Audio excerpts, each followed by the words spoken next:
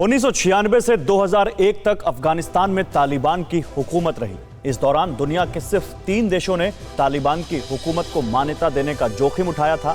ये तीनों ही देश सुन्नी बहुल इस्लामिक मुल्क सऊदी अरब, यूएई और पाकिस्तान थे। पाकिस्तान तो तालिबान आतंकियों को ट्रेनिंग और हथियार तक देता रहा है, लेकिन अब अफगानिस्तान की आवाम ने भी हथियार उठा लिए।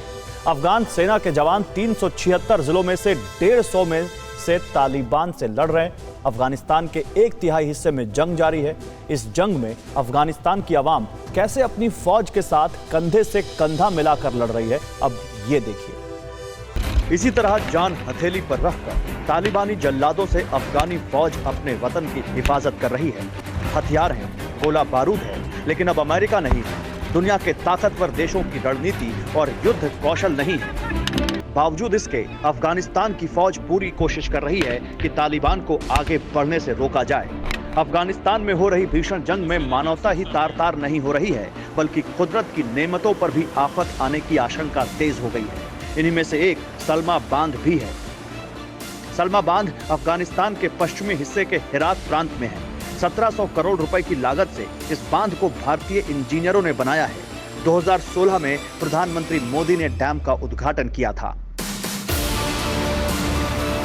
इस बांध को भारत अफगानिस्तान की दोस्ती का प्रतीक माना जाता है। अफगानिस्तान के बड़े इलाके में पानी और बिजली इसी बांध से सप्लाई की जाती है।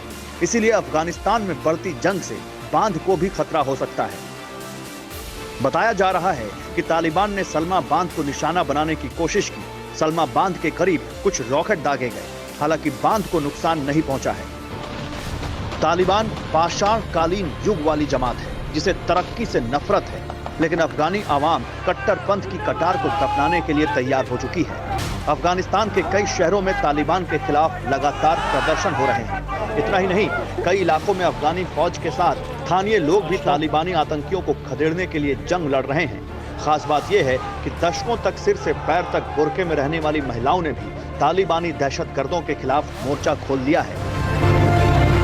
तालिबान की जुल्मी हुकूमत की शिकार सबसे ज्यादा महिलाएं और बच्चे होते रहे हैं। इसीलिए अफगानी आवाम हर हाल में तालिबान से छुटकारा चाहती है।